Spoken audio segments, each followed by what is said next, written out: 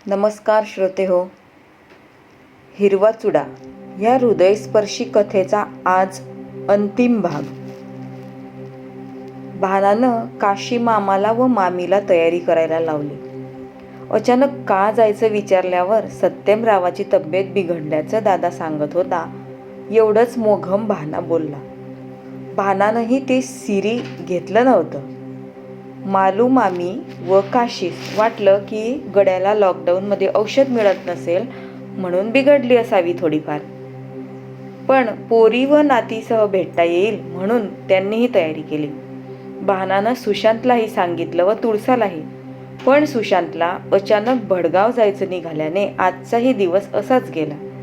दुसऱ्या दिवशी सकाळीच निघण्याचं ठरलं. तोरणमाळला विचित्र घटनाक्रम आधीच घडून गेला होता, ज्याची उमरठीला कुणालाच कल्पना नव्हती. लॉकडाऊन झालं व शाळा बंद झाल्या. रघु तुळसा उमरठीत असल्यामुळे उमरठीत परतलाच नाही. आपलं इथंच बरं आहे असं ठरवत तो तोरणमाळला थांबला होता.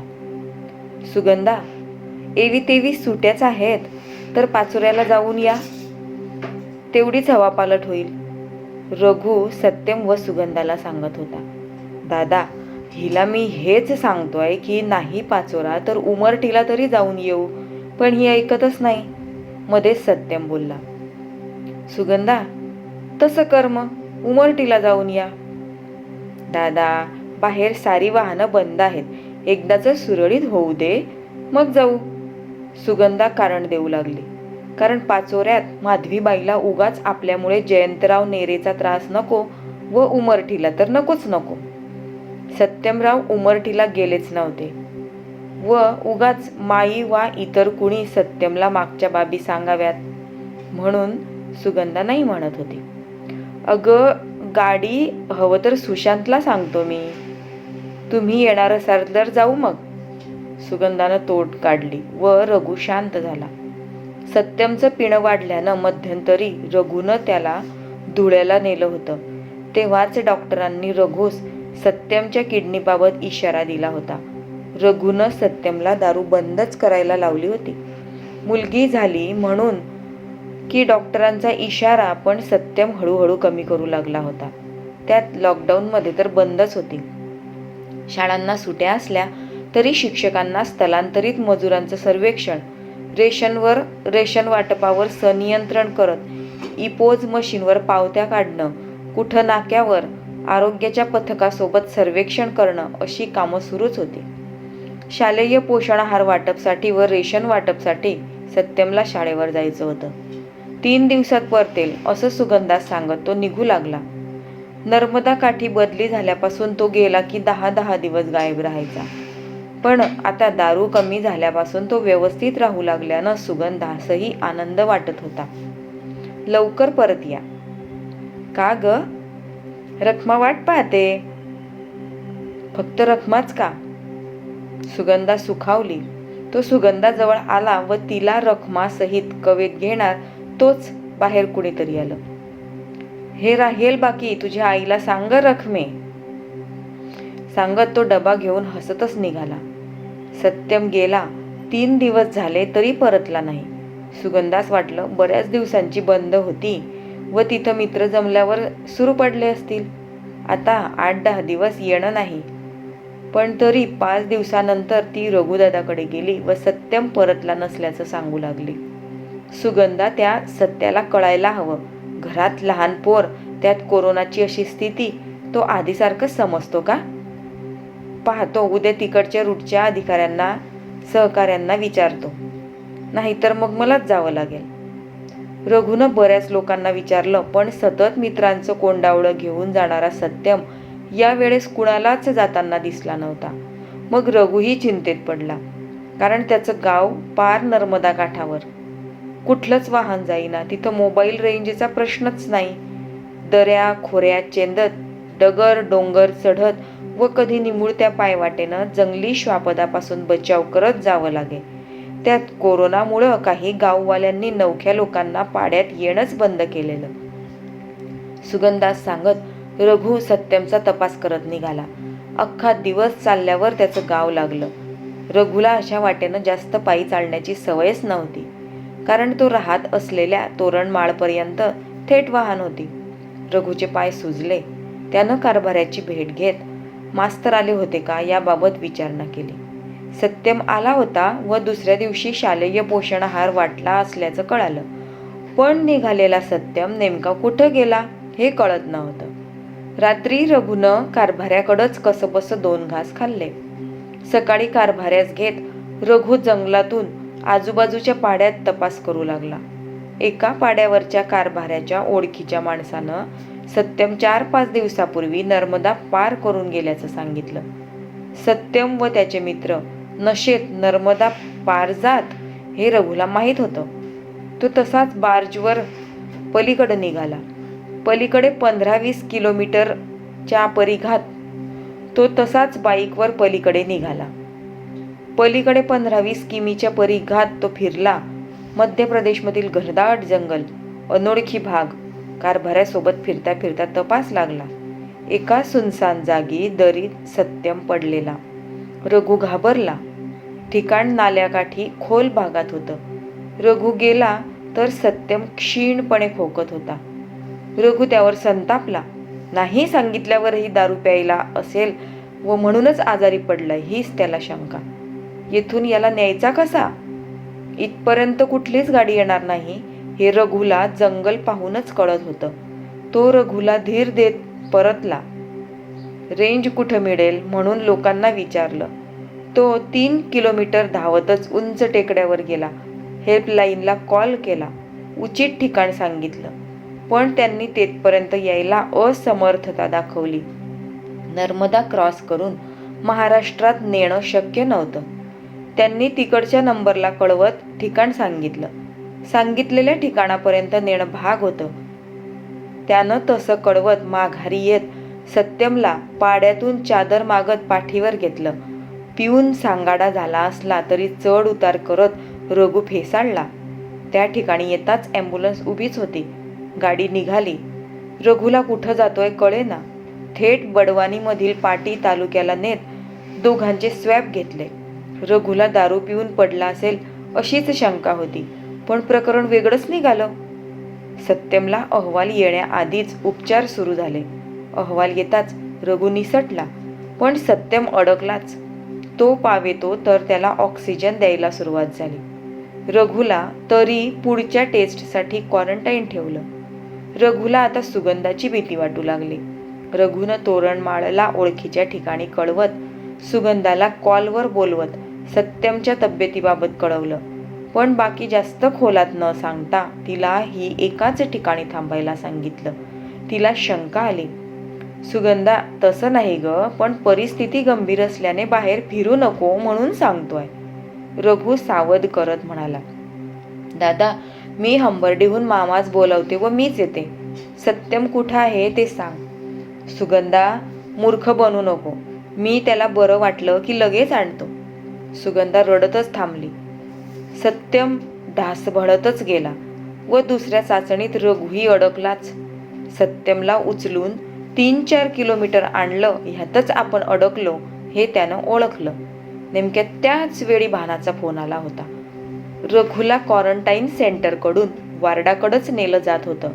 आपण जर भानास सांगितलं तर भाना साऱ्यांना घेत येईल. महिना तर येईलच. म्हणून त्यानं सत्यम आता टिकणार नाहीच हे ओळखून काशी मामा व मालू मामीस बोलवायला सांगितलं. भानाला व सुशांतलाही त्यानं बोलवून घेतलं. अशा विचित्र घटनाक्रमात रघुची पंचाईत झाली. सत्यम वाचत नाही हे रघुला भरती करतेवेळीच जाणवत होतं. म्हणून आता साऱ्यांना बोलावणं भाग होतं व त्याच वेळी भानाचा फोन आला होता. भाना व सुशांत सर्वांना घेत निघाले. धुळ्याला आले तोच रघुचा फोन आला. भाना, ऐक, काशी मामा, मालू मामी व सुशांतला परस्पर पाटीला पाठव. दादा, पाटी? कुठं आलं हे? नि तू तिकडे कसा?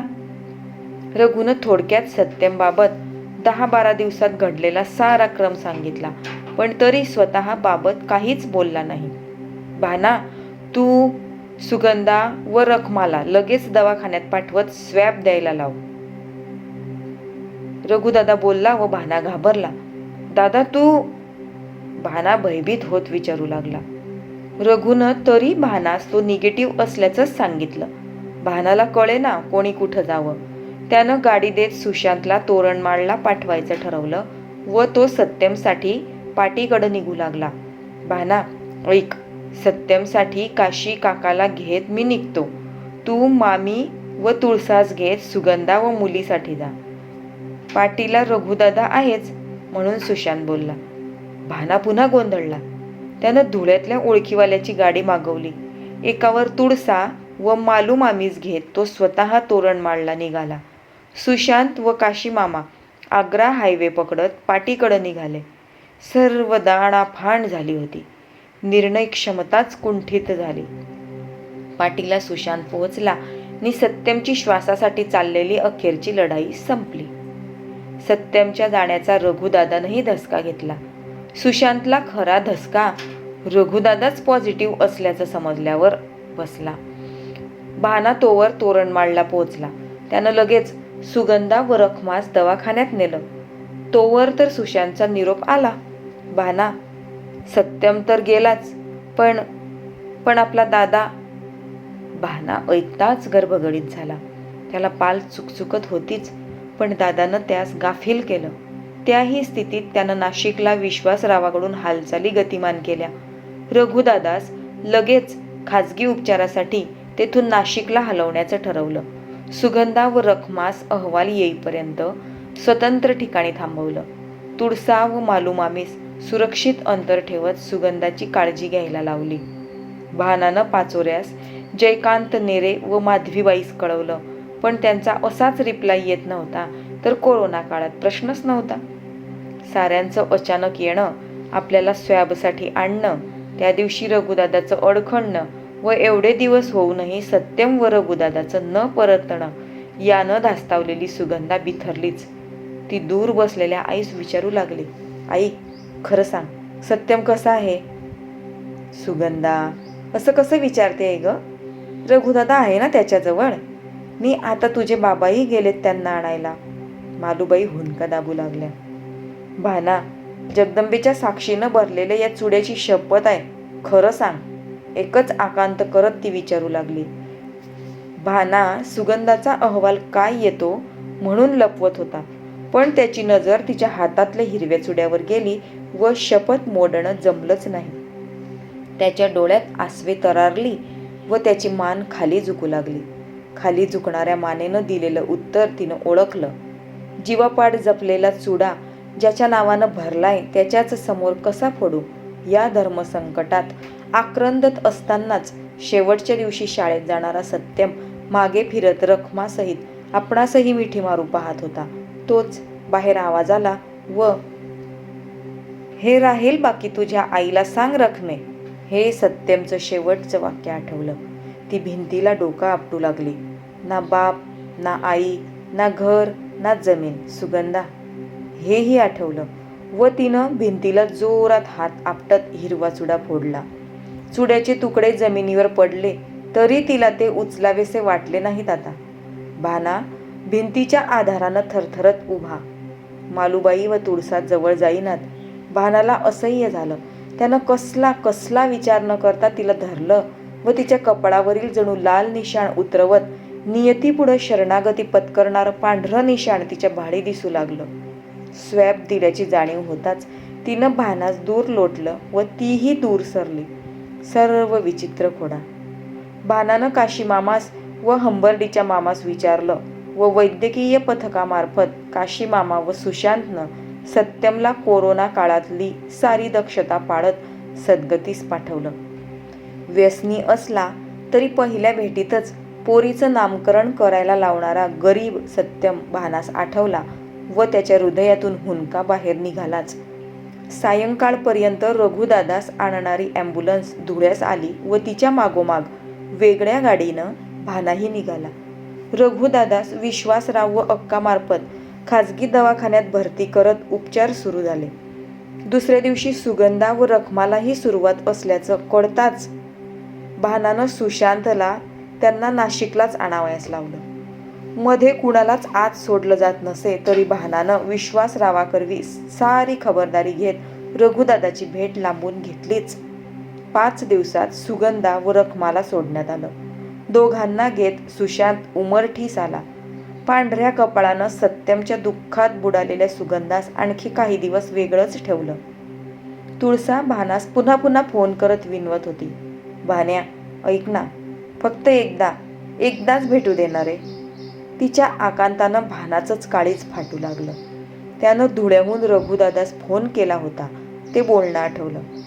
भाना निघाला का? दादा, साऱ्यांना घेऊन येतो आहे. ऐक, सुशांतला व काशीमामास इकडे पाठव व तू तोरणमाळला जा. आणि तुळसा, जिला तोंड पाहायची इच्छा नव्हती ती का इतकी उतावीळ होते भाना? दादाचा कंठ भरला होता, पण त्यावेळेस आपणास दादाबाबत कल्पना नसल्यानं व सत्यमची स्थिती म्हणून समजलं नव्हतं. भानाला आठवताच डोळ्यात पाणी आलं. तुळसा, मलाही जाऊ देत नाही ग, तर तू येऊन काय करशील? भाना, काहीही कर, पण एकदा रघुला पाहू दे ना. बघतो. नंतर तर रघुची तब्येत खालावतच गेली. डॉक्टरांनाही कळेना. पेशंट तरुण हेल्दी असूनही असं का व्हावं? पण त्याचं उत्तर केवळ रघुकडंच होतं. डॉक्टरांनी विश्वासरावास कल्पना दिली. विश्वासरावांची भानास सांगण्याची हिंमत होईना. त्यांनी आपल्या पत्नीस सांगितलं. अक्कानं मनातलं काहूर व हुंदका दाबत भानास पुसटशी कल्पना दिली. भाना, नियती आपलं सर्वस्व नेत आहे व आपण असहाय्य हताशपणे नियतीकडे पाहण्याखेरीज काहीच करू शकत नाही रे. अक्का कळवळून म्हणाली व भाना हंबरला. अक्का, एवढं प्रगत वैद्यकशास्त्रही आपल्या दादास वाचवू शकत नाही, तर मग या पाट्या, ही दुकानं. भाना, ऐक, संयम ठेव, सारं जगच हतबल आहे. रघु बेडवर सिलेंडरमधून पुरेसा येत असूनही अपुऱ्या पडू पाहत असणाऱ्या श्वासाकडं हसत पाहत होता. दम उखडत असताना त्याच्या चेहऱ्यावर जाता जाता एक तेज झळाळत होतं. रखमा आज्जे, मी तुझाच नातू ना. तू जशी रागो कदमाशी एकनिष्ठ राहिली तरी तोंड दाखवलं नाही. बघ, तुझ्याच पावलावर पाऊल ठेवत मला कंटाळलेल्या भूतांना मी जितेपणीच काय पण मरूनही तोंड दिसू देणार नाही.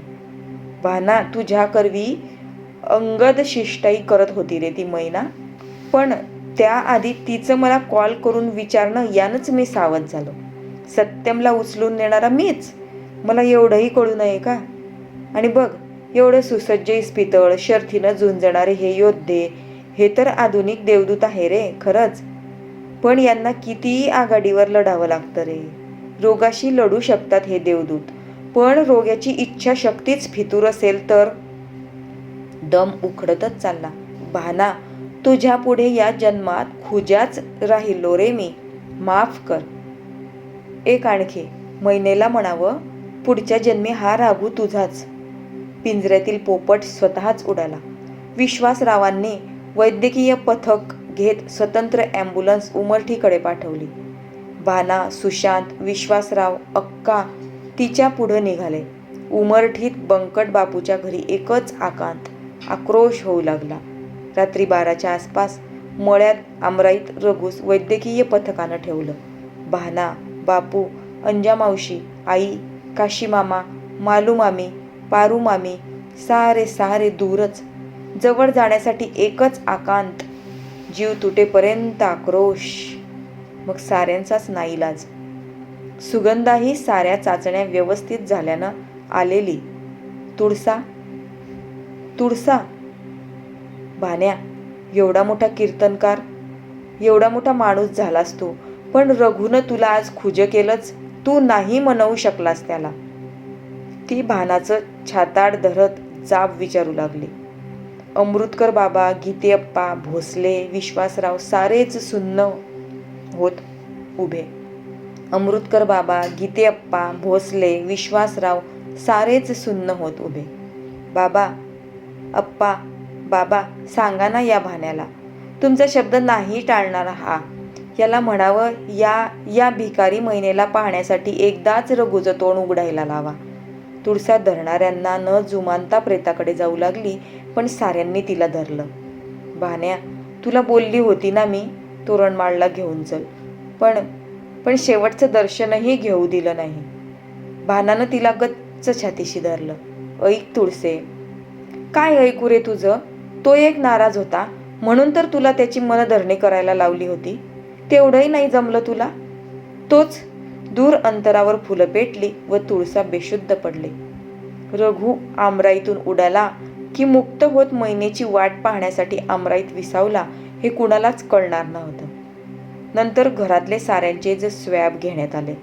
भानास सुगंधाचं कपाळ पुसताना जवळ जाणं, दादाजवळ जाणं यानं जास्त शक्यता वाटत होती, पण सारेच निसटले. उमरठीला 2 महिने एकदम भयाण भकास बेसूरपणा होता. या काळात बापू, मावशी, आई, तुळसा साऱ्यांना भाना सांभाळत होता. त्यातच सुगंधालाही. पण रात्र झाली की मग साऱ्यांना सांभाळणाराच रघुदादाशिवाय पोरका होई. मग तो रात्री आमराईत अगदी जीव उखडेल की काय तोवर आकांत करी. सुशांत, बाला हे त्याला रात्रभर सांभाळत. सुशा, आपलं माणूस असतं तोवर त्याचं महत्त्व नसतं, पण ते माणूस जाताच त्याचं नसणं जीवन उद्ध्वस्त करतं. तुळसासाठी तीड तीड तुटणारा दादा त्याला आठवत होता व आता तुळसाची स्थितीही तो पाहत होता. म्हणूनच अनाहूतपणे तो विचारत होता. तुळसा कुणाला काहीच न सांगता केव्हाही उठे व आमराईत येई. आंब्याच्या झाडाखाली बसत झाडावरील उडणाऱ्या राघूकडं पाहत राही. तिला कशाचीच सूद नव्हती. मग भाना, सुशांत व बाला जात तिला धरून आणत. बाना, तो कैरी तोडणारा राघू बघ, तो तिकडचा बघ. सागेलाही तोंड लावत नाही तो. त्याला सांगणारे साग खायला.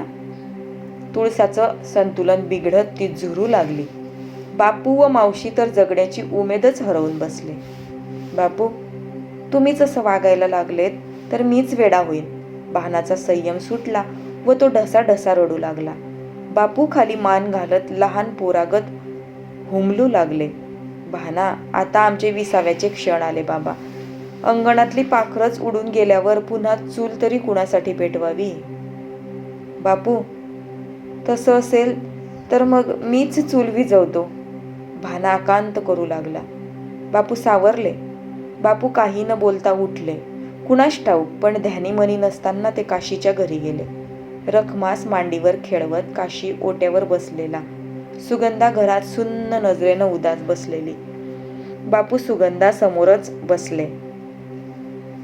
सुगंधा, हात जोडतो. माझं काळीच गेलं, तुझंही कपाळ सुनं पडलं. झालं गेलं विसर.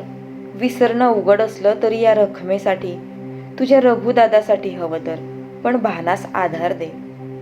फोडलेल्या चुड्याच्या काचेचे तुकडे फेर धरत तिच्या नजरेसमोर गोल फिरू लागले. ना बाप, ना आई, ना घर. आठवलं व तुकडे पुन्हा विखुरले. ती पुन्हा जुळवू लागली. हे बाकी राहील, तुझ्या आईला सांग रखमे. आता तर सारेच तुकडे दूर दूर विखरले. ती रडू लागली. मालूबाई व काशी मनात लाख इच्छा असून सुगंधास कोणत्या तोंडानं सांगावं म्हणून मूक आक्रोश करू लागले. सुगंधा, नियतीनं पाटी फोडली असंच समज. आई जगदंबेचीच इच्छा, रुकार दे. सुगंधा बापूस बिलगली. रघुदादा व सत्यमसाठी ऊर फाडून रडू लागली. बापूला 3 महिन्यानंतर आज थोडं हलकं वाटू लागलं. त्यांनी भोसले सरांची भेट घेतली. भोसले सरांनी अमृतकर बाबांना बोलवलं. बाबा आले. त्यांनी भानास समजवलं. पण भाना बाबाच्या पायाशी पडत विनवू लागला. बाबा, प्राण मागा, एका क्षणात देईल, पण माझा दादा गेलाय आणि मी मंडपात उभा राहू हे कदापि शक्य नाही. महिनेपायी माझा दादा गेला, आता तो खेळ कदापि नाही. हे ऐकताच बाबाच थरारले. त्यांनी सुगंधाची भेट घेतली. पोरी, बापूचं घर वाचवायचं असेल, राघव कदमाचा वाडा वाचवायचा असेल तर तुला सारं दुःख विसरत भानाला राजी करावंच लागेल. सुगंधा थरथरली. बाबा, माझ्याच जखमा ओल्या असताना जुन्या जखमांची खपली कशी काढू मी? बघ, एका मोठ्या कीर्तनकारास उभारायचं की त्याला मातीमोल करायचं हे तुझ्याच हातात आहे आता. बाबा, सावरू तर द्या मला. भाना मातीमोल होणार नाही यासाठी मी समिदाही व्हायला तयार आहे. बाबानं सुगंधास आशीर्वाद दिला. बाबा व भोसले भानास पुन्हा भेटले. भाना, सावर स्वतःला. आणखी एक, सुशांतकडे पहा. भानास सुशांत बाबत समजलं नाही. तुळसाला वाचवायचं असेल तर सुशांत हा एक पर्याय आहे. बाबा अडखळत बोलले. भाना चमकला. त्यानं असा विचारच केला नव्हता. बाबा परतले. काळ गेला. सुशांत, भाना व बाबांच्या सांगण्यावरून तुळसा सावरू लागला. शंकर मामा व आईनं हळूहळू तिला समजावलं. लॉकडाऊन हळूहळू काही अंशी शिथिल होऊ लागलं होतं. बापूला व वडिलास घेत सुगंधा रखमासहित नंतर भानास भेटली. सुगंधाला 4-5 महिन्यात आज तो पाहत होता.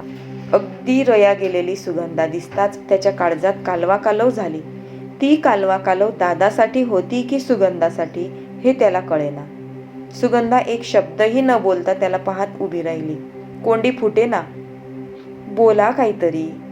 बापू कलकलून कातावले. सुगंधानं थरथरत्या हातानं रखमास भानाकडे दिलं.